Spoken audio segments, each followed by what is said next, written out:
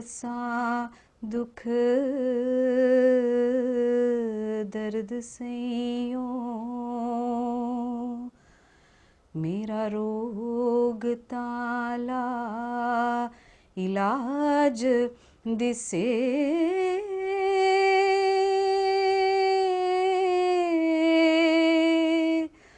कर काट साईं कानू छूटे मैं थो,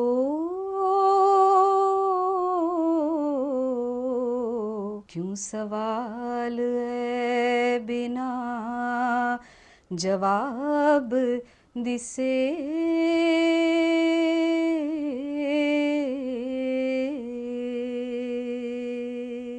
The IPTA, the Indian People's Theatre Association, was an organization that was set up in the year 1943, in the last decade of colonial rule.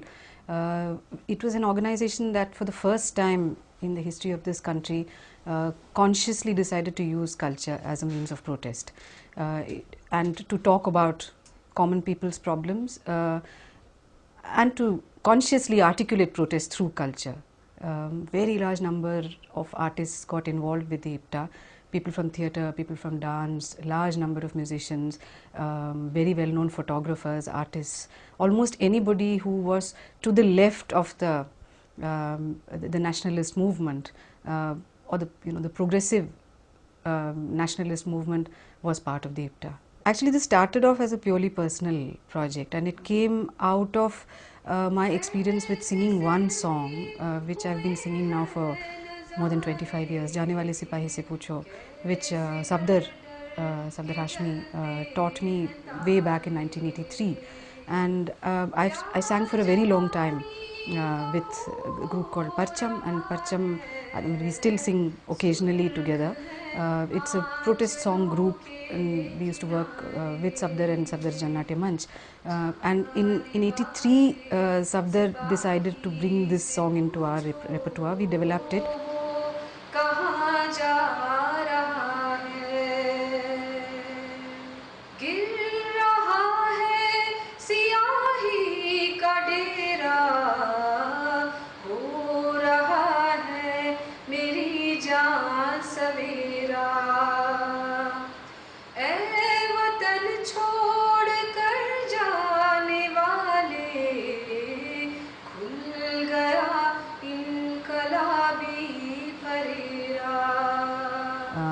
The protest song was typically associated with fast-moving, marching tune type of songs where the message of protest would be immediately obvious.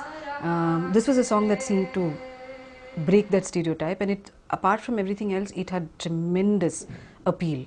It's a song which would come up on demand every time we performed, and that's, over the years, it led me to wondering whether there are many more of these songs. If there was one song which survived somehow or the other, surely there must have been larger number of these. So that's actually really the provocation.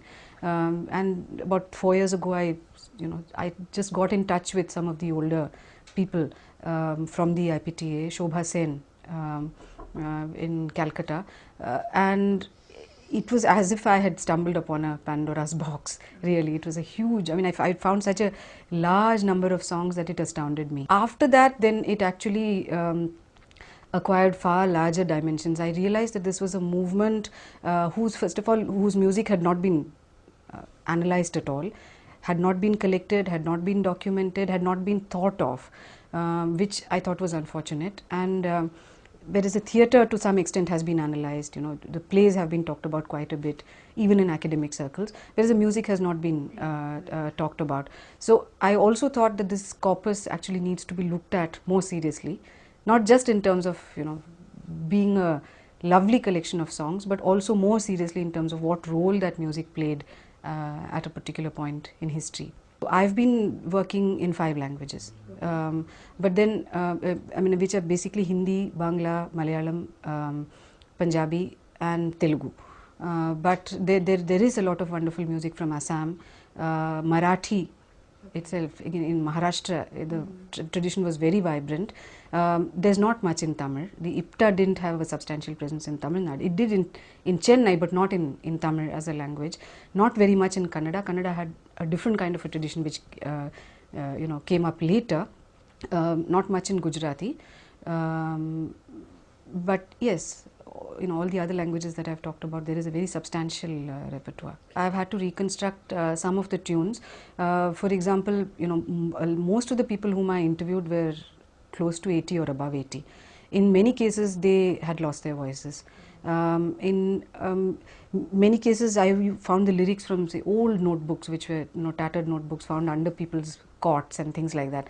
So I went through a process of trying to reconstruct myself and then authenticating it through somebody else. So if, once I would reconstruct it and then hum it to somebody, for example, they would say, oh no, it wasn't like this, it was like this. So, so that process has happened.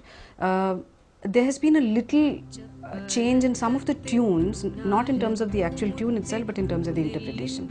So while I've started singing some of them, I find that because of the kind of instruments that I've been using as part of the performances, the songs sound a little different. Slightly different, but the tunes are, I've been absolutely faithful to the original tunes. There's a very wide range of ways in which protest and music have been connected with each other. That is, often you couldn't make out from the song that there's any protest involved over here. The symbolism would be very, very subtle. This is true, for example, in a large number of songs that came out of Kerala. They would be, you would be looking really for the obvious stereotypical symbols of protest. They would be love songs, they would be laments, they would be just pure descriptive songs talking about people's conditions. So therefore the stereotype of the protest song that I grew up with, for example, in Delhi, this whole idea of, Krantikari Sangeet gets broken to a large extent because there's a whole range of ways in which that protest itself gets conveyed. For example, Salil Chaudhary used form itself as a way of conveying protest. The fact that he broke away from traditional Indian structures of songwriting and song making itself constituted protest. Now, I mean, there are a few songs which I've been singing as part of my repertoire, where often people would wonder where the protest is, where the resistance is. But then they also react to it aesthetically. So now in the 40s, many of these things were not even questions. It did not matter to people because people came in thousands and thousands to listen to a very simple love song being sung by a peasant girl, say, in Kerala. Okay, that was political. That was political without having to say that there is a flag waving and there is a, they come out and march. There were songs which were mobilization, which would be asking people to come out on, go on strike and things like that. That was a different category. So it didn't necessarily need to belong to these watertight compartments. There were other organizations in Kerala. There was a KPAC which was formed in Kerala. There was the Prajanatya Mandali in Andhra. There were so many other organizations which broadly fall under what I would call the IPTA tradition. They were actually raising very, very fundamental aesthetic questions.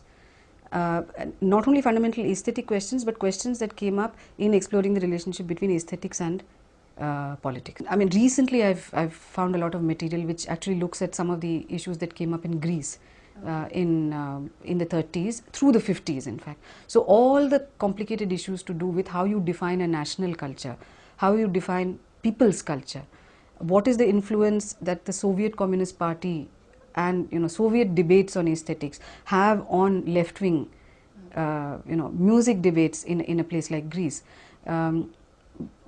The question of what is authentic people's music. Is it folk music as it is sung in the fields and in the countryside? If you change the words and use the same tunes, okay, like trade unions have often done that, and this was a huge debate in the UK from the late 19th century onwards and in the early 20th century, that what is the authentic folk? So if somebody actually uses those tunes and puts in a different set of lyrics, does that actually degrade it? Does it make it third-rate music, or does it actually make it more political? Some of these issues did come up in India. I've just finished recording an album of 9 songs in 4 languages. And this is from the repertoire that I have collected. The album is ready, and I've worked with Sushmit Sen of Indian Ocean. So he has produced it, and we're bringing it out together. But in the process, I mean, in the past 2 years, I've had the real good fortune of working with some wonderful musicians. Tapan Malik, who's played the cello in my performances, Deepak Castellino, who's well-known guitarist. We've all been performing together. So for all of us, I think this has been a new experience and very interesting one.